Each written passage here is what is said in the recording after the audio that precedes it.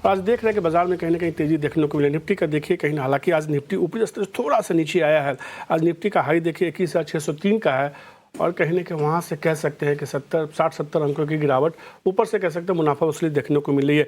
Bank Nifty देखिए वहाँ भी मुनाफा वसूली देखने को मिली है। बैंक निफ्टी का आज का हाई जो था 48,245 है, लेकिन अब देखिए 48,000 के नीचे आ गया है। काफ़ी तेज़ी से पिछले कुछ मिनटों में ही काफ़ी तेज़ी से नीचे आया है। दो इंडेक्स देखिए, इससे समझ में आ जाएगा कि बाजार में हो क्या रहा है। ब्रॉडर मार्केट अगर आप देखेंगे तो खासतौर पे स्मॉल कैप और मिड कैप इंडेक्स दिखाइए। जब मैं और डिम्पी टॉस कर रहे थे शो को थोड़ी देर पहले, तो मिड कैप इंडेक्स हरे निशान में था, अब लाल निशान में आ चुका है। काफ़ी तेज़ी से गिरावट देखने को मिल रही है। अब स्मॉल कैप इंडेक्स देखिए, वहाँ भी कहीं ना कहीं काफ़ी तेज़ी से गिरावट देखने को मिली, वो भी अब तेज़ी से नीचे आता हुआ दिख रहा है और दिन के निचले स्तर पर कारोबार कर रहा है। कुछ स्टॉक्स मैं पहले आपको बता रहा हूँ, तेज़ी वाले बताऊँगा, उससे पहले कुछ स्टॉक्स आप देखिए जिसमें अभी सडन फॉल देखने को मिला। वेदांता का शेयर देखिए दिन के निचले स्तर पर अभी तेज़ी से गिरावट उसमें बढ़ती हुई दिखी है। इसके अलावा तीनों ओएमसी स्टॉक्स देखिए, एचपीसीएल, बीपीसीएल, आईओसी, तीनों में तेज़ गिरावट देखने को मिल रही है। ये तीनों के तीनों शेयर दिन के निचले स्तर के आसपास देखिए। अब एचपीसीएल, बीपीसीएल देखिए दिन के निचले स्तर पर, अब आईओसी दिखाई, ये तीनों में गिरावट देखने को मिल रही है। इसके अलावा रिलायंस देखिए, वहाँ भी थोड़ी सी मुनाफा वसूली देखने को मिल रही है, बहुत ज़्यादा नहीं, लेकिन तीन आप ओएमसी स्टॉक्स देखिए जहाँ पे तेज़ गिरावट देखने को मिले। इसके अलावा एक हाई बीटा का शेयर देखिए इरेडा, वहाँ भी तेज़ी से गिरावट बढ़ती हुई दिखी, करीब 3% की गिरावट वहाँ देखने को मिले, वो भी अब दिन के निचले स्तर के आसपास ही पहुँचता हुआ दिखा। हालांकि सुबह से कमजोरी थी, लेकिन इस बाजार में कुछ ऐसे स्टॉक्स हैं मिड कैप स्मॉल कैप में जहां अच्छी तेजी देखने को मिले। अब उन शेयरों की मैं बात करता हूं। भारत डायनेमिक्स का शेयर देखिए आज के ट्रेड में एक अच्छी मजबूती दिखा रहा है। आज अभी भी इस बाजार में जब गिरावट है, शेयर में करीब 5% की मजबूती देखने को मिली। एचईजी का चार्ट देखिए, वहाँ भी कहीं ना कहीं मजबूती देखने को मिल रही है। इसके अलावा केयर रेटिंग देखिए खरीदारी देखने को मिली है। जेनटेक, जिसकी मैंने कल भी चर्चा की थी, वहाँ मजबूती देखने को मिली। के रेटिंग देखिए आज भी मजबूती देखने को मिली। जेनटेक कल भी मैंने चर्चा की थी शेयर पे, और आज भी शेयर में लगातार दूसरे दिन कह सकते हैं कि मजबूती, आज सर्किट लगता हुआ दिखा। शेयर में अच्छी मजबूती देखने को मिली है। इसके अलावा यूफ्लेक्स देखिए और एक पेंट कंपनी कंसाई नेरोलैक का चार्ट देखिए, इन दोनों शेयरों में भी आज के ट्रेड में कहीं ना कहीं मजबूती देखने को मिली है। कंसाई नेरोलैक देखिए, हाँ मजबूती देखने को मिली। आज एक और ट्रेंड देखने को मिला, ऑटो इंश्योरेंस स्टॉक्स कुछ देखिए फटाफट। मुंजाल ऑटो अच्छी खरीदारी के साथ कारोबार हो रहा है। जेटीईकेटी, वहाँ भी एक अच्छी मजबूती देखने को मिली। दो स्टॉक्स की मैं बात कर रहा हूँ, इन दोनों में अच्छी तेजी देखने को मिली। इसके बाद शांति गियर्स देखिए, ये मुंजाल ऑटो दिन के ऊपरी स्तर के आसपास 10% की तेजी। जेटीईकेटी अच्छी मजबूती। शांति गियर्स देखिए, वहाँ भी एक अच्छी मजबूती देखने को मिली। तो एक ऐसा सेगमेंट कह सकते हैं, सेक्टर ऐसा है जिसमें वापस से खरीदारी देखने को मिली है, वो ऑटो इंश्योरेंस सेगमेंट है। काफ़ी दिनों के बाद इस सेगमेंट में खरीदारी देखने को मिली है, लेकिन बाजार में ऊपरी स्तर से कहीं ना कहीं मुनाफा वसूली। ऐसे में अब रणनीति क्या होनी चाहिए, इंडेक्स पे और शेयरों पे बात करते हैं 3 घंटे के ट्रेड की।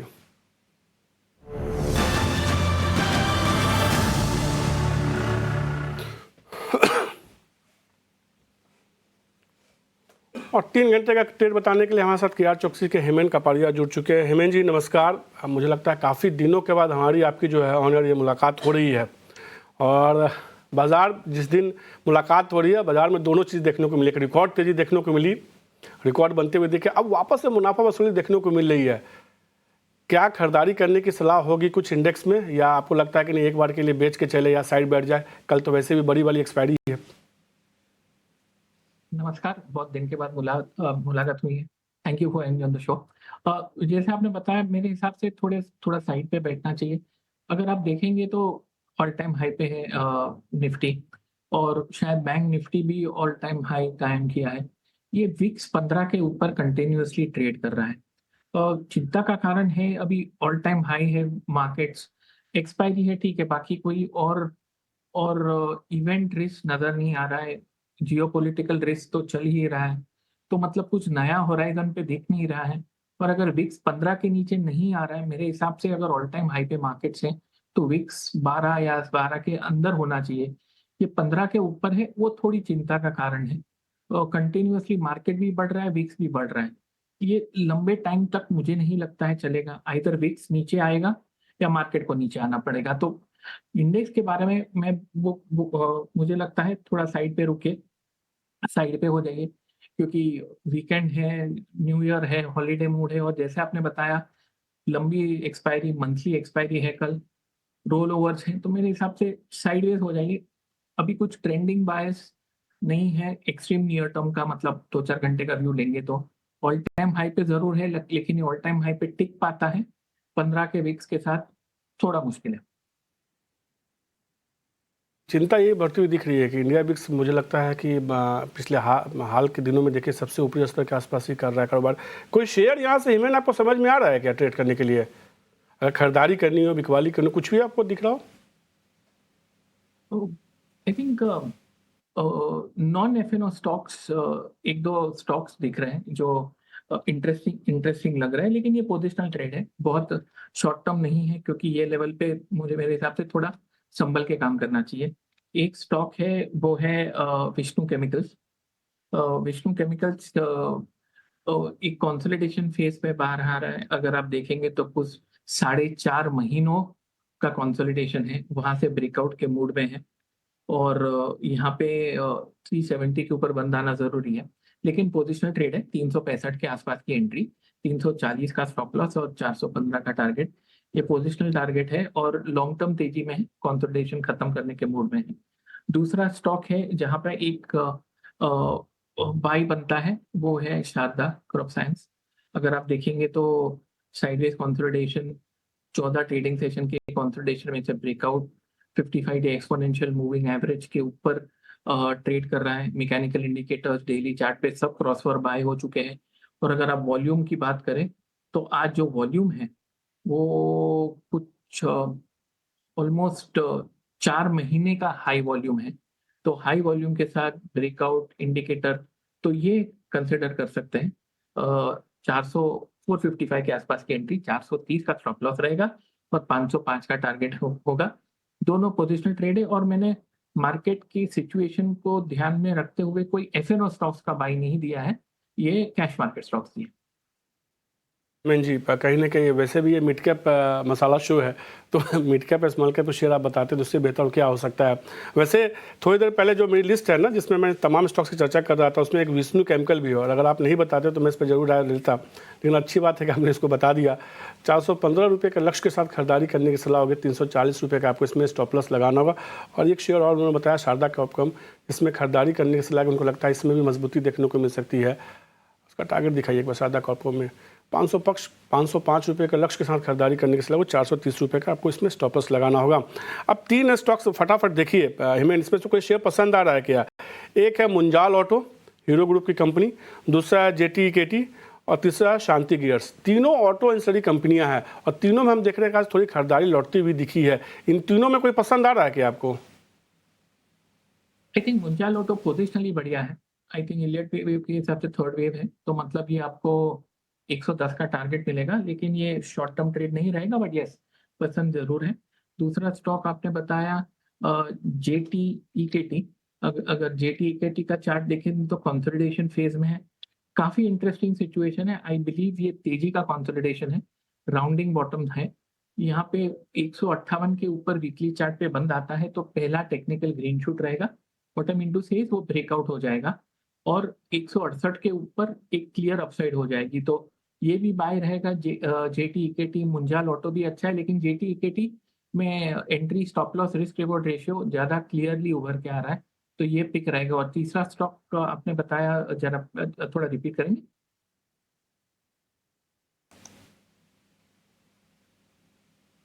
हिमेन शांति गियर्स की मैं बात कर रहा हूँ। शांति गियर। ओके, अगर शांति गियर की बात करें तो एक तेजी में ही है, और अगर आप देखेंगे तो 3.5 साल से तेजी में है, और ये तेजी इंटैक्ट है, तो इसमें फ्रेश बाय बनता नहीं है। एग्जिट करने का भी सवाल नहीं, क्योंकि स्ट्रॉन्ग बुल ग्रिप है। लेकिन एंट्री आपने दोनों स्टॉक्स बताए, आई थिंक वो ज्यादा इंटरेस्टिंग है शांति गियर्स की कंपैरिजन। स्टॉक्स पे मुंजाल ऑटो को सबसे ज़्यादा पसंद आता हुआ दिख रहा है। एक स्टॉक आज भी देखिए मजबूती थोड़ी देखने को मिली है, एचईजी। क्या राय होगी शेयर पे? आज हम देखें थोड़ी खरीदारी देखने को मिली है। आपको लग रहा है कि खरीदारी मौका दे रहा है और भी खरीदारी करने के लिए, या किसी के पास है तो एक बार निकलने का ही मौका तलाश है? होल्ड करें, आई थिंक खरीदारी का मौका है, क्योंकि वॉल्यूम देखेंगे तो 2.5 महीने का हाई वॉल्यूम है। और अगर आप वीकली चार्ट देखेंगे तो 1900 के ऊपर लिस्टेड हिस्ट्री में लास्ट बंद आया था 18 नवंबर 2021। उसके बाद 5 बार कोशिश कर चुका है, लेकिन उसको डिसिसिवली पार नहीं कर पाया है। मेरा मतलब है वीकली क्लोजिंग के हिसाब से। तो ये हफ्ते में अगर ये 1900 के ऊपर बन देता है तो एक ब्रेकआउट की स्थिति बन जाती है, सेटअप पॉजिटिव है। लॉन्ग टर्म चार्ट्स में भी अगर आप देखेंगे तो ये टॉप बॉटम मतलब परम्यूटेशन कॉम्बिनेशन के साथ अगर आप गिनेंगे तो ये स्टॉक 2000 क्रॉस करना है इसको। It would be interesting bye call. Market अगर अनफेवर में जाता है तो ये स्टैंड अलोन आउट परफॉर्म नहीं करेगा, लेकिन मार्केट अगर स्टेबल रहेगा तो ये बाय जरूर बनता है ये चीज। गिरावट आती है तो सारे स्टॉक्स गिरेंगे, तो इसमें ये इसके भी गिरने की संभावना है। लेकिन अगर बाजार इस लेवल पे अगर स्थिर रहता है या थोड़ी मजबूती देखने को मिलती है तो हेमेन को लगता है कि शेयर 2000 रुपये तक भी जा सकता है। हमने कई शेयरों पर चर्चा की है फटाफट अंदाज में।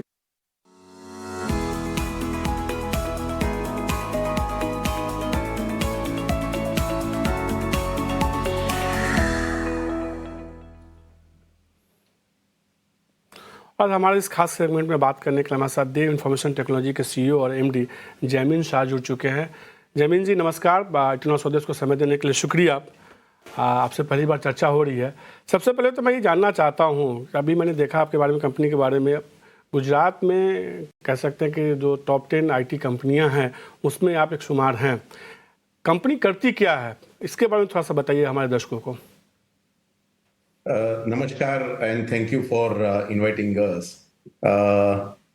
आपने सही में बोला कि गुजरात में हम लोग पिछले 26 साल से IT क्षेत्र में काम कर रहे हैं और हमारा जो एक्सपर्टीज है वो end to end IT services में है, जहां हम कंसल्टेंसी से लेके इंफ्रास्ट्रक्चर मैनेजमेंट सर्विसेज का काम करते हैं, जिसमें डिजिटल ट्रांसफॉर्मेशन भी आ जाता है एंड डेटा सेंटर जैसे बड़े सेटअप या छोटे IT सेटअप का रिमोटली 24/7 365 डेज उसका मॉनिटरिंग भी आ जाता है। सो हम लोग क्लाउड में भी है, AIML, बाद में blockchain and Microsoft enterprise services and बाद में इंफ्रास्ट्रक्चर मैनेजमेंट सर्विसेज, ये सब में हम लोग गुजरात में एज वेल एज राजस्थान में काम कर रहे हैं। सर, आपने एक हाल में कंपनी के अधिग्रहण का प्लान किया है और उस पर अधिग्रहण आप कर भी रहे हैं, दह करके है। आप इनके अधिग्रहण करने वाले हैं, दह कंसल्टिंग सर्विसेज का आपने अधिग्रहण किया है। इस अधिग्रहण का पर्पस क्या था और इससे अब कंपनी को क्या फ़ायदा होने वाला आने वाले दिनों में?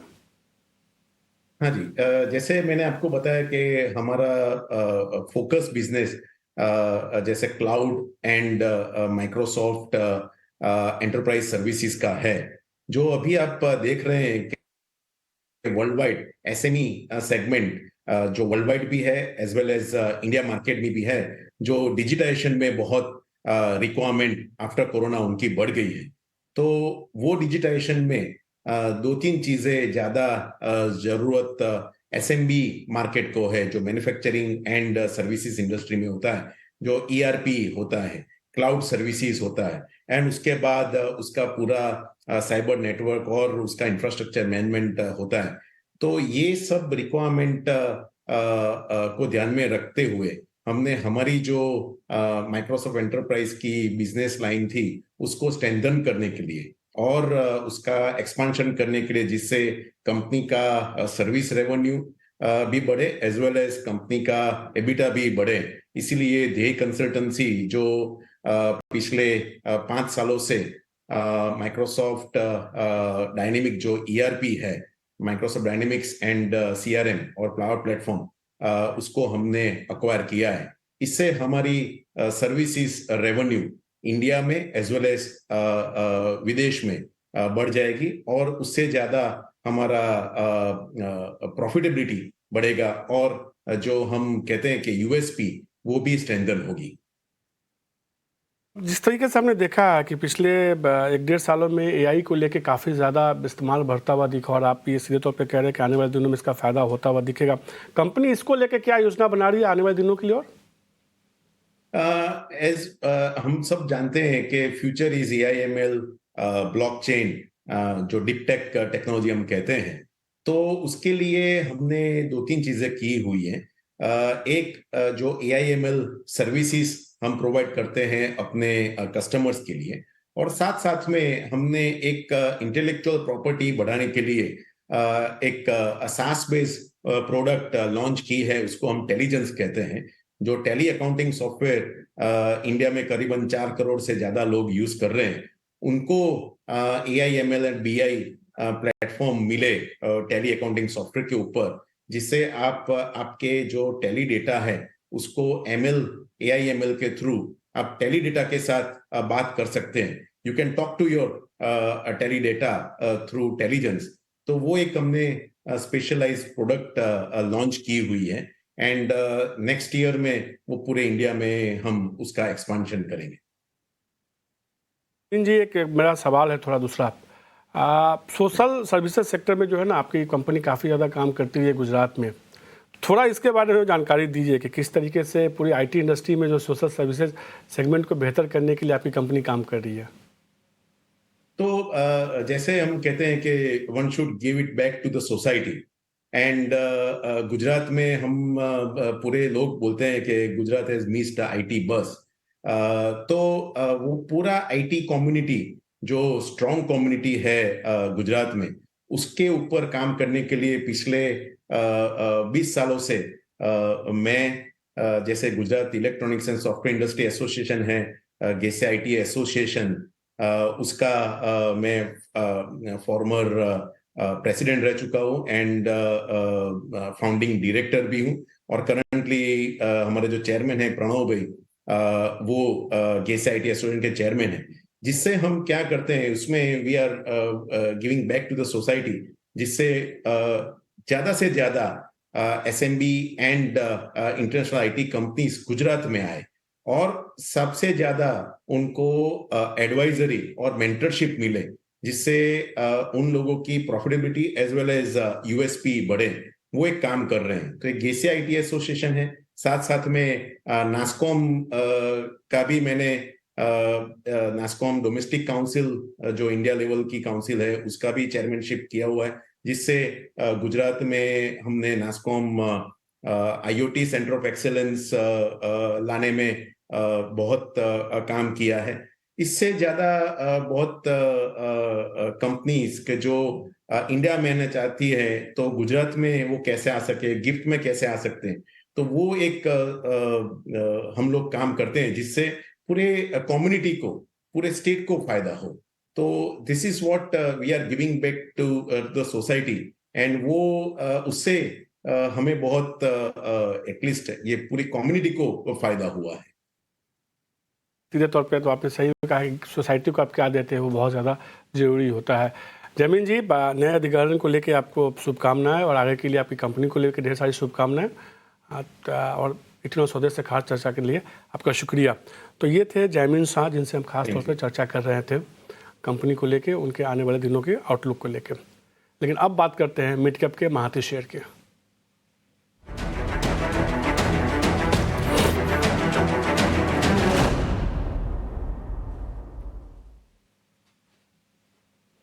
और मिड कैप के महारथी शेयर बताने के लिए हमारे साथ SBI सिक्योरिटीज़ के सनी अग्रवाल जुड़ चुके हैं। सनी, काफ़ी दिनों के बाद मुलाकात हो रही है, क्या बता रहे हैं मिड कैप के महारथी में आप? Good afternoon Manish ji. आज का मेरा पहला पिक रहेगा fusion micro finance at current market price of 575, market cap 6000 crore के आसपास है, और मेरा प्राइस टारगेट रहेगा 686 का with investment horizon of 6 to 12 month. अगर हम कंपनी के कारोबार की बात करें तो एक लीडिंग माइक्रो फाइनेंस कंपनी है, पिछले 12-13 सालों से कारोबार कर रही है, पैन इंडिया प्लेयर है, 20 स्टेट्स में इनका प्रेजेंस है।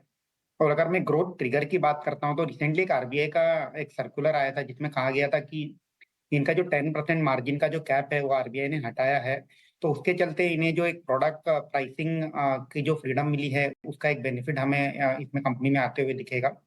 एट द सेम टाइम हम कंपनी का क्रेडिट रेटिंग की बात करें तो पिछले 11 महीने में 2 बार क्रेडिट रेटिंग अपग्रेड हुई है, तो इसका बेनिफिट कहीं ना कहीं कॉस्ट ऑफ फंड में हमें आगे जाके दिखेगा, नीम एक्सपैंड होते हुए दिखेंगे। और अगर मैं वैल्यूएशन की बात करता हूँ तो काफी एक रिजनेबल वैल्यूएशन पे चल रहा है, FY25 में 1.6 टाइम प्राइस टू बुक पे चल रहा है, और मुझे लगता है कि एक काफी अंडर वैल्यूड कंपनी है माइक्रो फाइनेंस सेक्टर के लिहाज से, लॉन्ग टर्म पोर्टफोलियो में ऐड करना चाहिए। और मेरा दूसरा पिक रहेगा डिफेंस सेक्टर से, जो कि रहेगा Zen technologies. Current market price 810 है और मेरा प्राइस टारगेट रहेगा 940 to 950 with investment horizon of 6 to 12 month. एक छोटी कंपनी है, अगेन 6000 करोड़ का मार्केट कैप है कंपनी का, और कॉम्बैट ट्रेनिंग सॉल्यूशंस प्रोवाइड करती है, जिसे हम सिमुलेटर्स कहते हैं। तो अगर जो भी फौजी होते हैं उन्हें ग्राउंड पे ट्रेनिंग देने की बजाय आप एक सिमुलेटर के थ्रू ट्रेनिंग देते हैं, जो कि एक काइंड ऑफ रियलिस्टिक ट्रेनिंग जैसा होता है। और at the same time company की एक स्पेशलिटी है, एंटी ड्रोन सॉल्यूशंस प्रोवाइड करती है। अगर मैं ऑर्डर बुक की बात करूं, तकरीबन 1400 करोड़ की ऑर्डर बुक है कंपनी की, और जो कि 3.5 टाइम्स है फर्स्ट हाफ FY24 सेल्स की।